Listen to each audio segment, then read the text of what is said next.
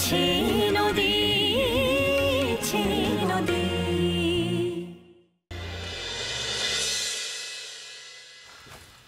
দাদা ফিরেছেন? ও দাদা আপনি আমাকে বলুন, আমি আপনাকে ভরসা করি, আপনি আমাকে ঠিক কথাটা বলেন। ও দাদা মেঘলা ঠিক আছে, মানে she is out of danger তো? হ্যাঁ বৌমা, হ্যাঁ she is out of danger. তবে আমি একটা কাজ করেছি জানো, আমি ওই চন্দনবাবুকে জানিয়ে দিয়েছি। এরা কেন ওনাকে জানায়নি আমি জানি না, কিন্তু উনি তো মেয়ের বাবা, ওর তো জানা উচিত। এমন ভাবে কথাগুলো বলছো ও যেন নিজের বাবা, তা তো নয়।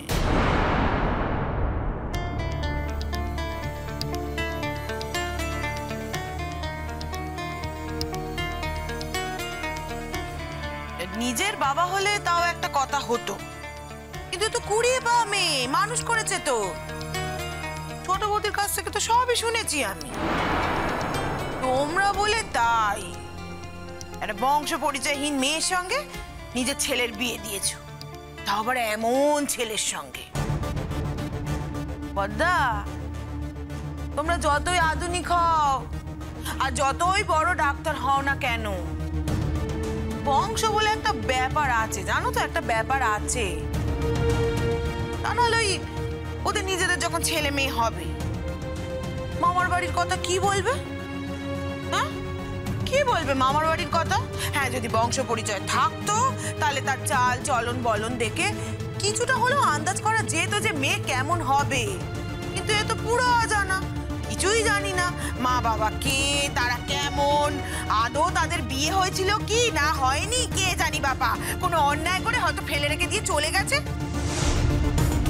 সেই মেয়ের সঙ্গেই আবার তোমরা বিয়ে দিয়েছো। বাবা তোমরা পারো বটে।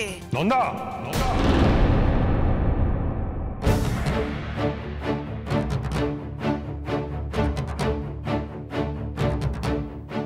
নন্দা, নন্দা তুমি আমাদের বাড়ির অতিথি।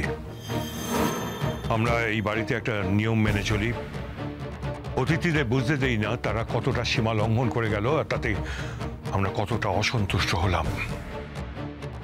তো আজ আমি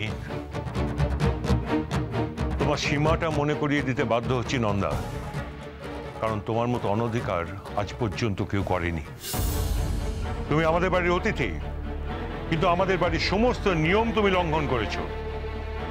আজ শেষবারের মতো তোমাকে আমি সাবধান করে দিচ্ছি, আজ যা যা বলেছো তা ভবিষ্যতে যদি কোনোদিন পুনরাবৃত্তি করো তাহলে কিন্তু আমি বলতে বাধ্য হব তোমার মতো অতিথির আমাদের বাড়িতে কোনো প্রয়োজন নেই। দাদা, দাদা গো, আমি তোমার বোন হই, তোমার পরিবারের ভালোর দিক থেকে আমি দুটো কথা বলেছি বলে